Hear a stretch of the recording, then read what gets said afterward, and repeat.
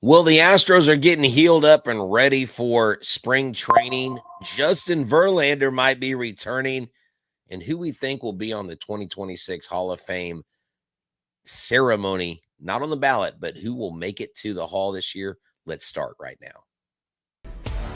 Jainer Diaz, this is Locked On Astros.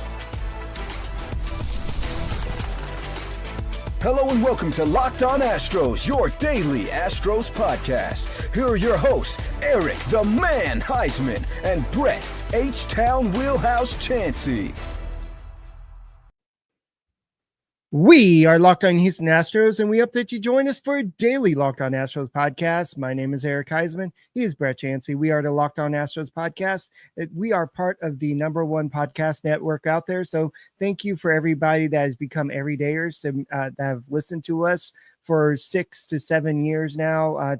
For those of y'all that have become everydayers, people that have listened to our podcast every day, and we'll be here all off season, whether it's trades, whether it's free agents, winter meetings. Brett and I, with our combined 18 years of podcasting experience, will be here to walk you through whatever happens. So thank you, everydayers. And today's episode is brought to you by FanDuel. Right now, new customers can bet just $5. And if your bet wins, you get $300 in bonus bets to use across the app. Download the app today.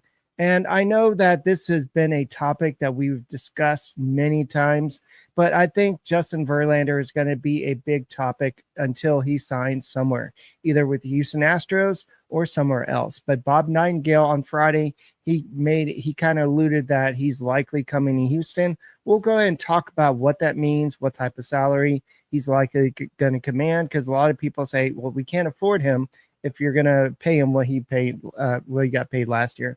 Also, we got some more injury updates, what's going on in Spencer Getty, Josh Hader, and we'll talk about that. And, of course, this is the time of year where we just got done with the awards. Now we're going to talk about Hall of Fame.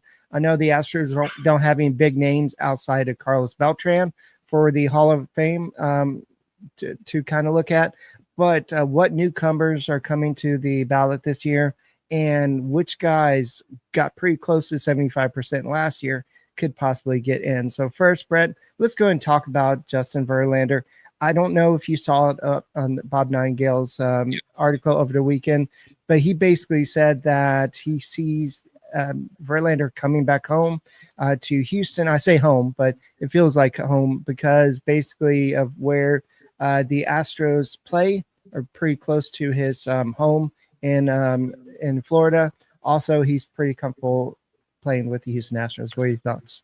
Well, yeah, definitely. Well, I think it's chronicled well the relationship that Jim Crane has with Justin Verlander, with his wife, Ben Verlander. Look, the last 2 times that I've been able to talk to Jim Crane, and one of those times was Jim and Wendy Crane, who was at the stadium, and she raved about the Verlanders. And I got to talk to Justin Verlander's parents before, I believe it was game 2 of the World Series in 2022. I met him. They were at Cobos Q, and his parents talked about the tight relationship that the Cranes had with Justin and with his wife and all that stuff. So I think some of those things are things that you have to look at. And when he comes in, we're talking about him being a 4th or a 5th starter. This guy's made $409 million in his career. He is a first ballot Hall of Famer. He is not the Justin Verlander of old, but he has won 2 Cy Youngs, both with the Astros. He won 2 World Series, both with the Astros. And when you look at Spotrac, he's projected, Eric, to only make his market value $7.8 million.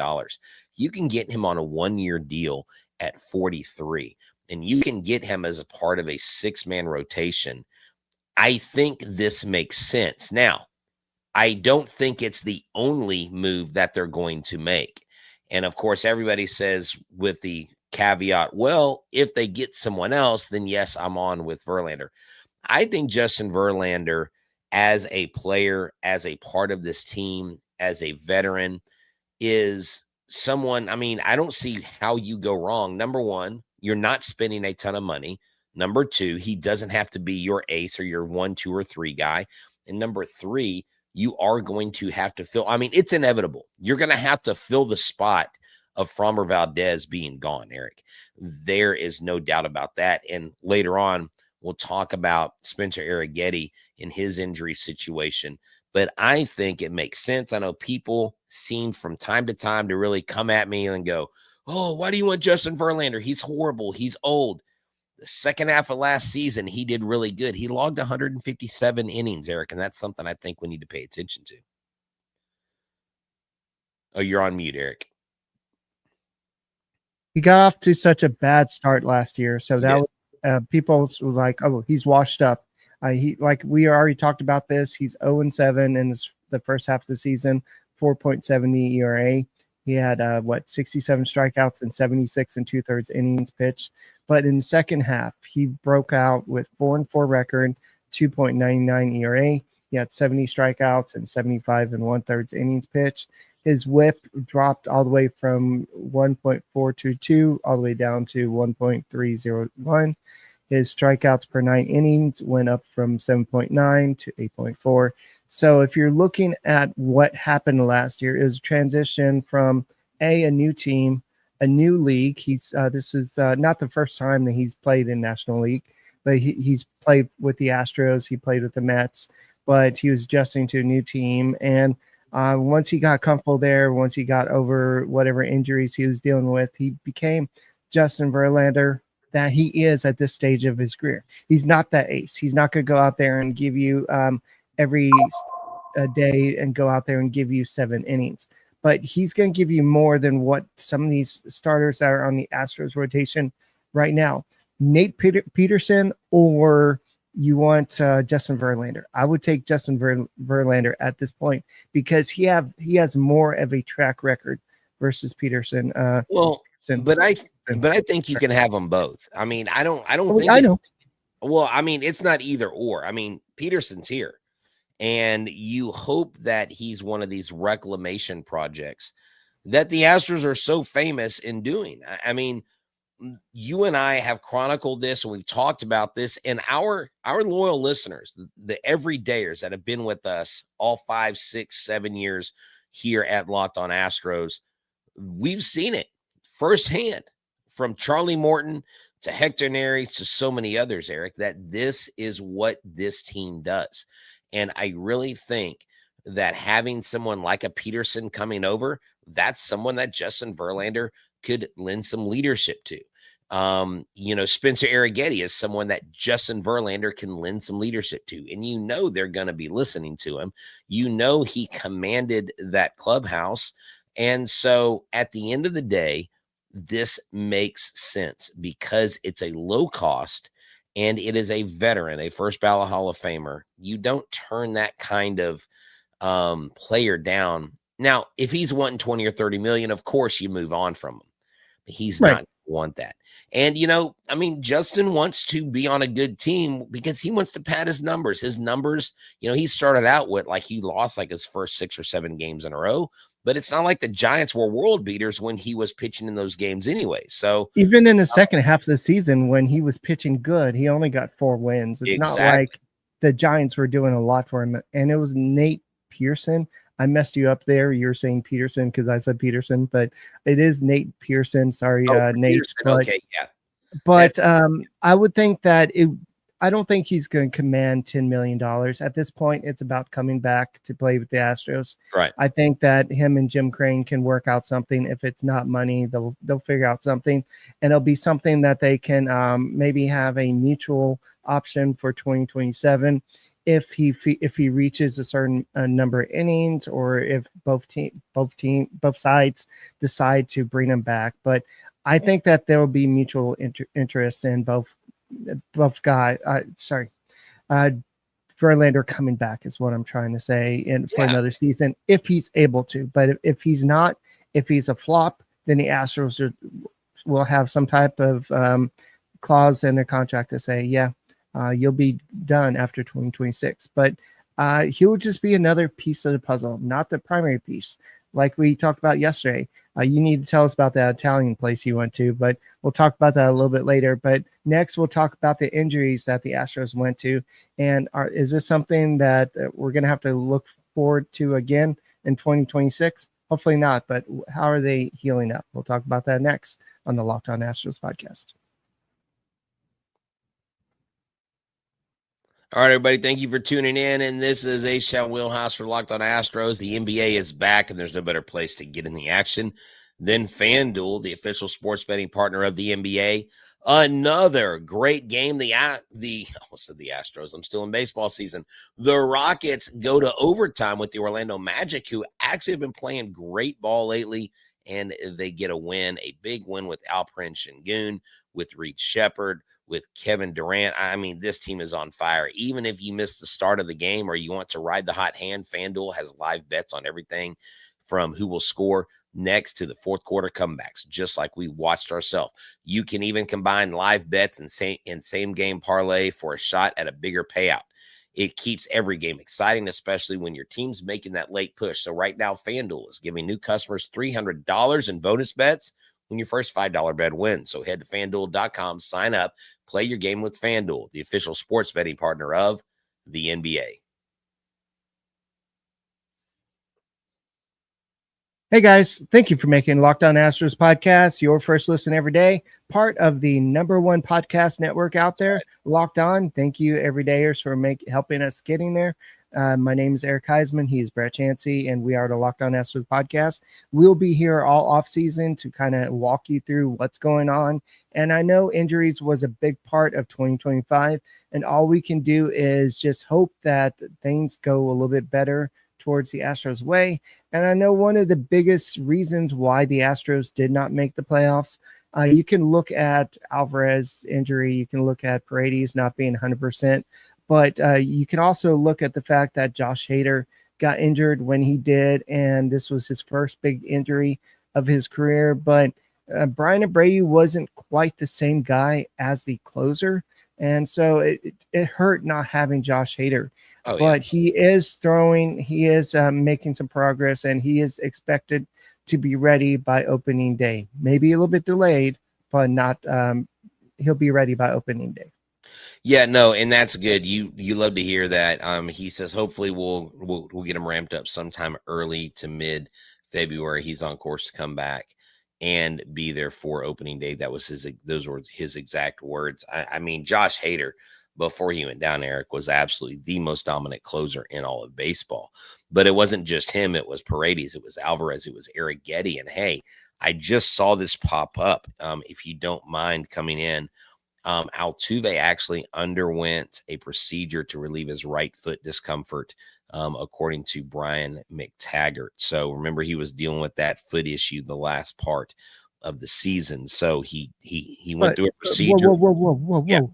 But Dana Brown the other day said Jose Altuve is fine.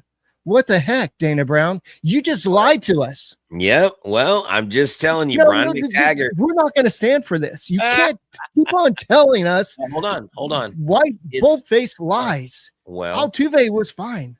Eric, he underwent a minor skin aspiration. I have no idea what that means. So maybe the shoe rubbed his foot wrong. Maybe it wasn't the right. I don't know. But he will be ready for spring training. So he will be fine. My biggest concern going into 2026 is not Josh Hader. Okay.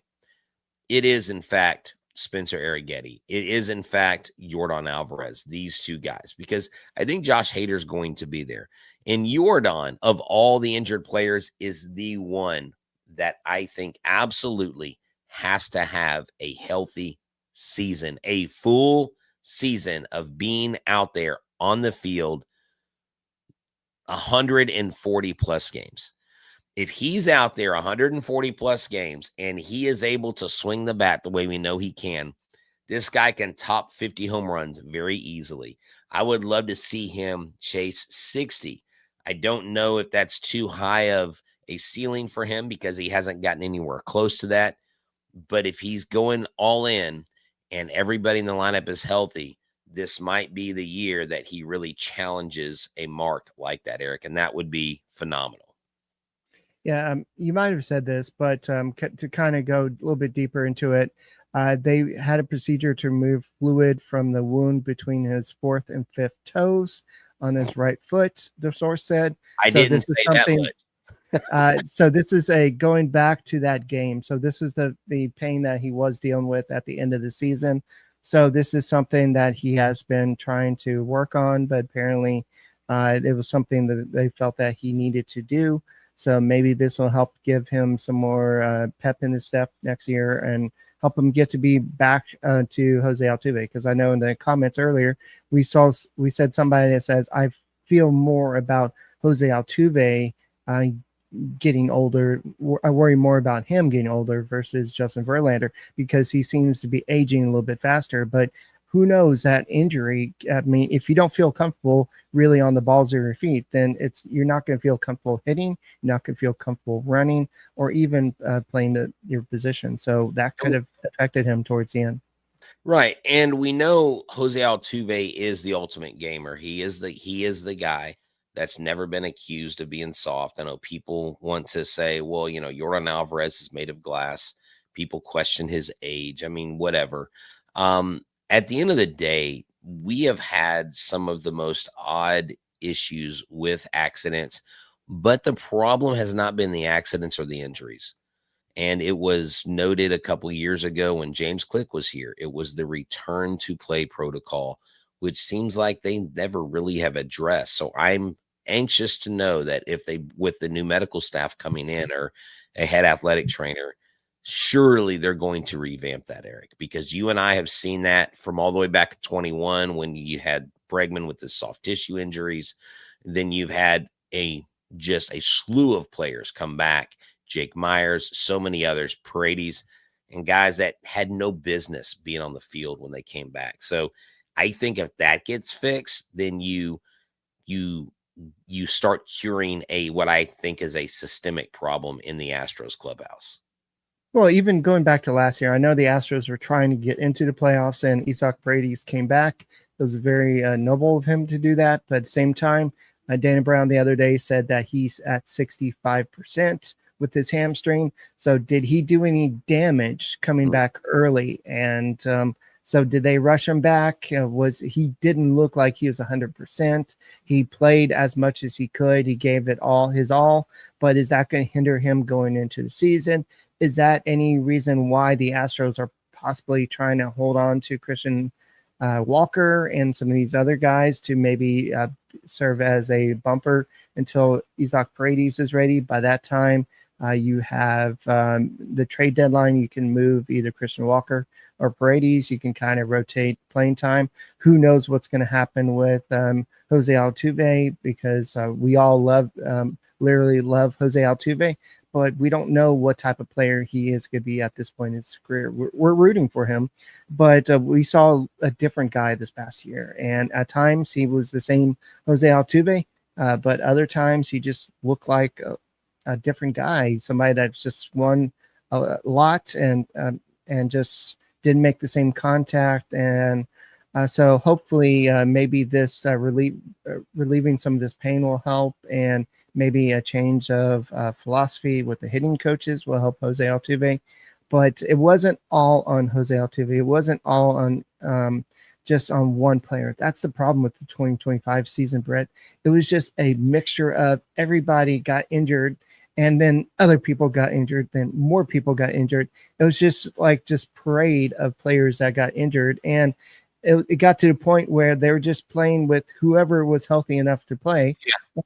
They were one game out from making the playoffs. Yeah, I mean, Eric, I think it is safe to say, and you and I have both said this, that had they been a healthy team, this team wins close to 100 games. Yeah, it's just kind of weird that update came right when we're doing the injury updates on the live on the Locked On Astros podcast. That was kind of cool. So, what's cool is also the Hall of Fame. We'll have to talk about the first timers and who's likely going into the Hall of Fame. But guys, thank you for making Locked On Astros podcast your first listen every day, and we'll be right back.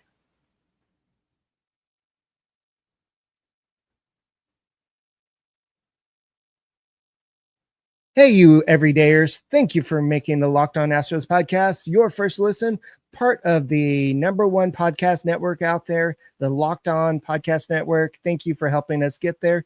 Thank you for making us the #1 Astros podcast out there. And we'll be here all off season to talk about whatever happens, whatever Dana Brown decides not to tell us about Jose Altuve until the actual procedure happens. But he's okay. And then he's having surgery. It just so Astros of them. It does piss me off a little bit. But let's go and move on to something a little bit less violent, I guess. Maddening. Yes. Maddening. A little maddening. Well, look. When the Hall of Fame ballot comes out, I'm usually very critical of people that have a Hall of Fame vote and don't use any of their votes. And I think this is one of the years where if I was a Hall of Fame ballot, if I was one that casted a ballot, I don't know that I would put many of these guys in the Hall of Fame. I just like it just seems like a very watered down class. Eric, if I might go ahead and tell you the one for sure that I think has been left out, that's a holdover that I think absolutely deserves to be in the Hall of Fame is Andy Pettitte. With his postseason record alone, he is the winningest pitcher in postseason history. There's no reason why he shouldn't be in the Hall. And I know there's a speculation or whatever he talked about, using some steroids when he was dealing with an injury, but he came out and he was honest. He was tried and true. Omar Vizquel wouldn't touch him with the 10-foot pole. Chase Utley, I think, is a very good player. I think, there's a Hall of very good. And there's a Hall of Fame. And Mike Stanton talks about this all the time. This is like a 1% thing. I just don't see a lot of these guys being in the top 1%. Andrew Jones, I think, is kind of knocking on the door. But there's no way Gio Gonzalez, Alex Gordon, Edwin Encarnacion, Ryan Braun, Daniel Murphy. I'm sorry. I mean, very good players in their own right. But when it comes to the Hall of Fame, this is a special thing. And if I had 12 votes to cast, I don't know that I could cast all 12 votes this year. So maybe, that's how those Hall of Fame voters feel when they don't use all those votes. And that's why I mentioned that. Yes. So if you're looking at Carlos Beltrán, he's one of the favorites to be elected this year. He was at 70.3 last year % of the votes. Who was that again? Carlos Beltrán. Okay. Sorry. So you can think about what you want, Dodgers fans, Yankees fans, whatever about the scandal and everything. But early in his career, he was one of those players that you wanted on your team because he was just that dynamic of a player. When he came over to the Astros, we just haven't seen that type of player in that organization. Somebody that can hit power, have that speed, and just instantly a game changer. And unfortunately, he wasn't able to stay that long the first time around, but he went on to the Mets and then eventually came back to Houston. But then you also have Andrew Jones. He received 66.2% of the votes last year. So those two are the favorites. And I know you mentioned a lot of the other guys. You have Cole Hamels. He'll get some votes. Cole Hamels is not Cole Hamels, very, very respectable choice, but I just don't know that he did enough. Of course, I don't have all his numbers in front of me. And you've got your steroid guys, your Manny Ramirez, most postseason home runs to date until Altuve breaks the record. I think he will. A-Rod, I think he sunk his own ship with his ego. But like I said, Eric, maybe David Wright. Some people say Mark Burley has an impressive resume. Felix Hernandez. There's some guys on here that were really, really good. Bobby Abreu, I think, is underappreciated. Eric, Bobby Abreu was a guy that, man, that dude would hit home runs. That dude, he had a stint in Houston, I believe, before he went to the Phillies. And so, again, familiar faces. And for me to say someone doesn't deserve the Hall of Fame does not mean I don't respect them or what they did. But like a Dustin Pedroia, you would think that guy would be a Hall of Fame guy. I just don't know that his career was long enough for him to do that. I think somebody you might have mentioned, I don't remember you mentioned him, but Felix Hernandez. I think he gets I think he gets some votes. I think some people will respect what Ryan Braun was, but I think he also got the reputation kind of like Barry Bonds off the field. Then you have some of the closer like Francisco Rodriguez. You have some others, but David Wright, I know he's a legend in New York, but I don't know if he's going to be a Hall of Fame worthy. Torrey Hunter, he was a great outfielder. But there's just a lot of names on this list. Rick Porcello, I don't think he's going to make it past this, but I don't know. I think it's probably going to be a very limited in terms of this ballot. But don't forget, you have the other ballot that's going to be going on for the veterans ballot. It's the forgot what they called it, but that one that has Roger Clemens and Barry Bonds and all the other scandalous people. I mean, Barry Bonds 7 MVPs, and most of those MVPs were before he even touched steroids. Eric, he's one of the greatest, one of the top 5 best players in all of baseball. Roger Clemens, one of the best pitchers to ever do it. And the whole steroid thing, and that's the thing. These are baseball writers voting, and until those guys like get this exception where you have the veterans, I think it's called the Veterans Committee or the Veterans Ballot. That's probably how they will get in. But the way Barry Bonds treated the media, he was awful. I mean, he was not nice. And you know what? We are humans, right? I mean, we remember how people treat us. And so if you treat me like crap and I'm in the clubhouse, game, week in and week out, and I have a ballot, I'm probably not going to vote for you simply because you were an ASS to me during your career. And it wasn't just 1 or 2 times. It was his entire career. He was like that. And so those kind of things come back to bite you in the butt. I mean, I tell people all the time, if you want to be treated nice, you got to treat people nicely. And he simply didn't do it. But one guy I do want to say is Carlos Beltrán. You're right. Carlos Beltrán, very good baseball player. Unfortunately tied to 2017 and all that stuff. But this dude was a beast when he came to Houston, when he left. I mean, he was a difference maker. And he's a guy that I think eventually probably does get in and get enough votes. Yeah, so I know somebody that we're kind of dear to our hearts, Hunter Pence. He was a guy for the Astros that played for us for several years, but he was that kind of quirky guy, and we enjoyed watching him play, but I don't know if he's Hall of Fame worthy. But there's just not a lot of big names that you would be like, oh yeah, that's a slam dunk Hall of Famer. I mean, there's, like you said, a whole bunch of good players, but just not the great players that you would think for a Hall of Fame. So some of these guys, if they eventually do get in, it's going to be a long, long time. It's going to take probably all 10 years if they make it that long. But like Billy Wagner, it took him the full 10 years. I thought that he would have got in after 5 years. His resume said so. But I'm just looking at this list, and it just, they had all impressive careers, but at the same time they did. But yeah, I mean, Shin-Soo Choo, I think would be one of the few, but of these first timers, these are not Hall of Fame players. They're just not. Yeah. Alex Gordon, just because of what he did to the Astros in 2015, I'll never forget that stupid game. Yeah, but we're not going to put him in Hall of Fame because of that. Oh, I know. But yeah, there's just some names. Edwin Encarnacion. This was a guy that had a lot of home runs. The walk the parrot, where he walked around after hitting a home run with the. I remember that. I remember, yeah. Like I had completely forgotten about the parrot. Where that was a great little deal. Look, I mean, even got Hunter Pence, former Astro, but Hunter Pence just not a Hall of Fame player. You know, again, I would put Andy Pettitte in without a shadow of a doubt.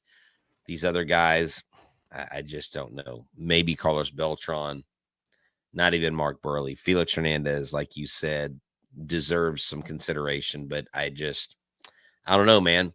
If you're not letting Roger Clemens in, there's no way this side of heaven that Felix Hernandez makes it in. I mean, you've got to think about Matt Kemp in some ways. I know that there's some, I believe, didn't he get in trouble for PDs, or am I thinking about somebody else? No, I don't know. I'll be real honest. I know he was a good player. I know he was. No, I don't think he was PDs. And I don't see right now his career batting average 284, 287 home runs, 1,800 hits, 21.6 WAR. No, this guy's not getting in. There's no way. Yeah. So we'll see. But Matt Kemp is a guy that I think might eventually get in because he had a pretty good season, some pretty good seasons, and he was a pretty good player for a while there. But who knows? Some of these guys are definitely going to take some time. But guys, I think that's all we got. Yeah, we talked about Justin Verlander earlier. What did he do in 2015? 2015 was when the Astros got beat by the Royals in the Game 4 of the they're ALDS. talking about Alex. They're asking you because you had mentioned Alex Gordon. For those listening and don't see the comments, someone had asked, what did Alex Gordon do? Because Eric had made the comment about what Alex Gordon did to the Astros. I mean, all we got to say is 2015 Royals Astros ALDS. That's all you need to know. We know how that. Or where they singled us to death. It was like single, double. I'm driving to Academy. Single. I'm going to get my gear. I'm going to get my gear. The closer I got to Academy, and wouldn't you know, literally as I'm about to turn under that overpass, you know where I'm talking about, Eric, over by 528, big city, and boom, the Royals clinch it, and then the rest is history. Well, that's all we got for this edition of the Locked On Astros podcast, guys. Thank you for making the Locked On Astros podcast your first listen. Go and check out Sully over at the Locked On MLB podcast. And thank you for making us part of the #1 podcast network out there, Locked On. And we will see you tomorrow. Go Stros.